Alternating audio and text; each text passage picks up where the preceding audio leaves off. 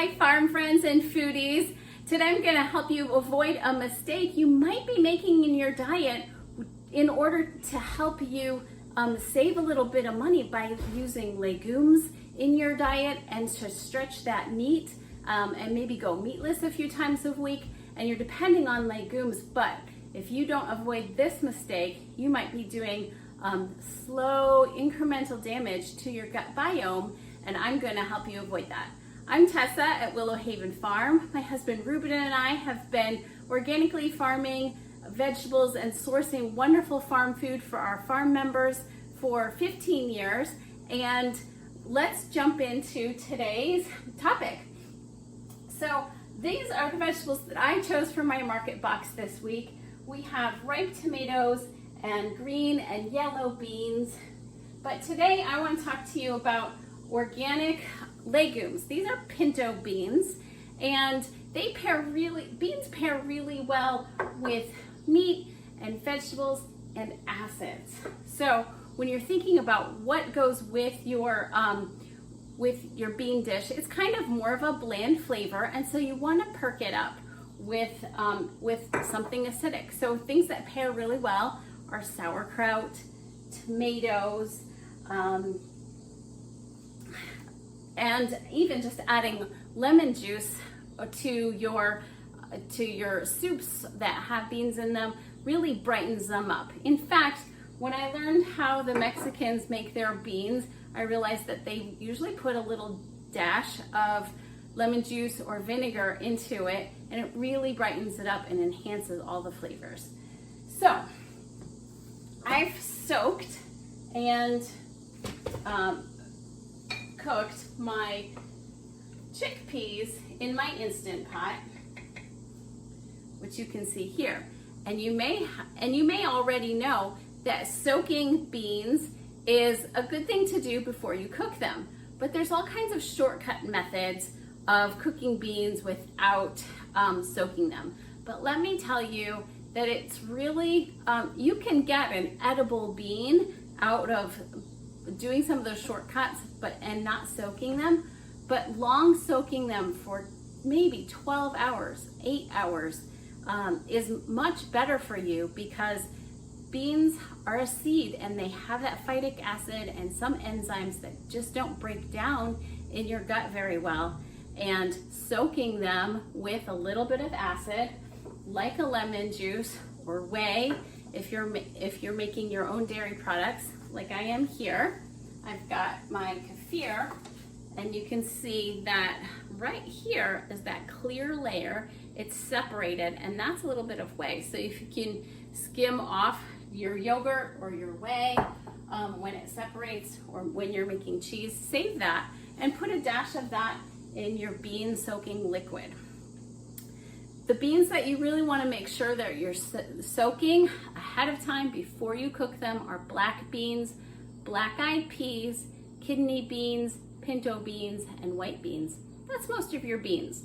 Lentils you can skip that, or you can soak them for a little bit less time. And garbanzo beans, they do need to be soaked with as well with an acid.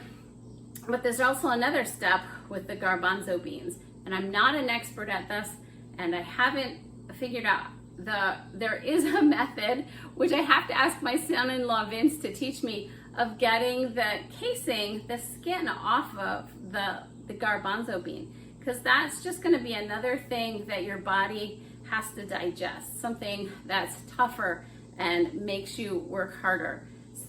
When you buy canned beans in the store, canned garbanzo or chickpeas, they generally will have that layer taken off. So that's one way to go if you're using garbanzo beans and you need a shortcut and you want it to be digestible.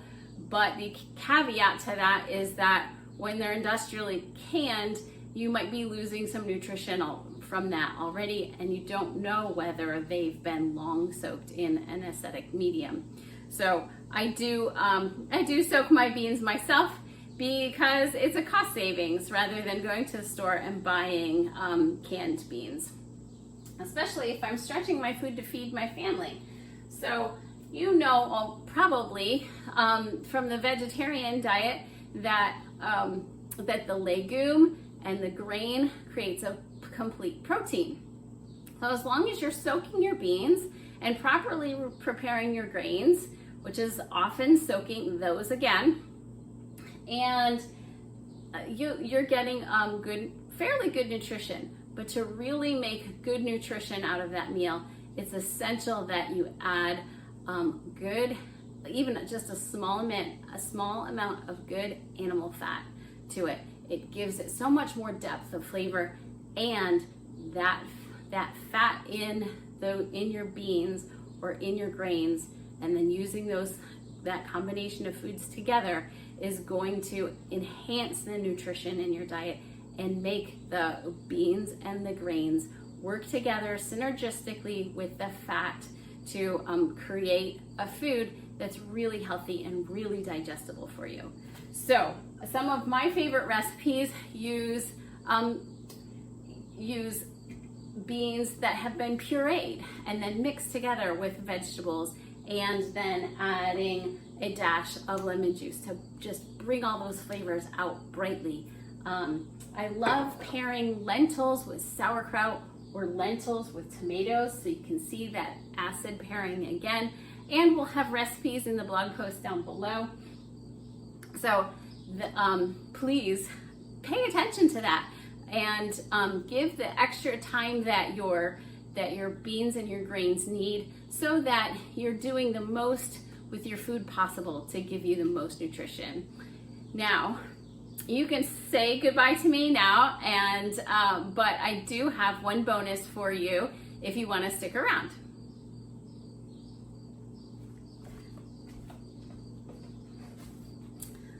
So I'm back, and I want to show you my ugly Caraflex cabbage.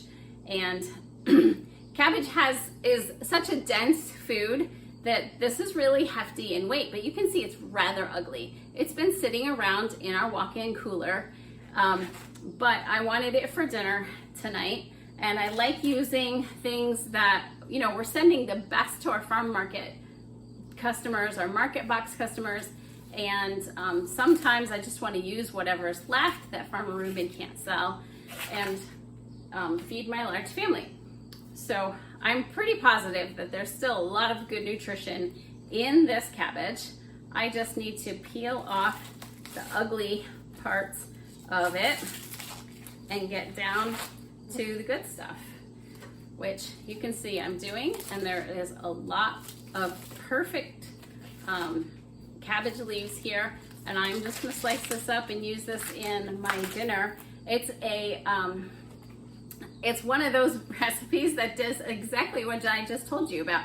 It's cabbage, tomatoes, garbanzo beans, and lemon juice added. And so you can see how the pairing of the beans and the bright acidic vegetables goes really well together. And it also, the recipe throws in feta cheese or goat cheese and raisins. So you've got a lot of different flavors that are really working together. And a lot of times we'll put that over rice and have a wonderful complete meal. And this time I'm actually putting in sausage from our pigs. So just to give it even more flavor and to make some of the meat stretch into a large dish for the family. So I hope you enjoyed that bonus, enjoyed seeing how you don't have to be scared of ugly vegetables. You just have to know what to do with them and how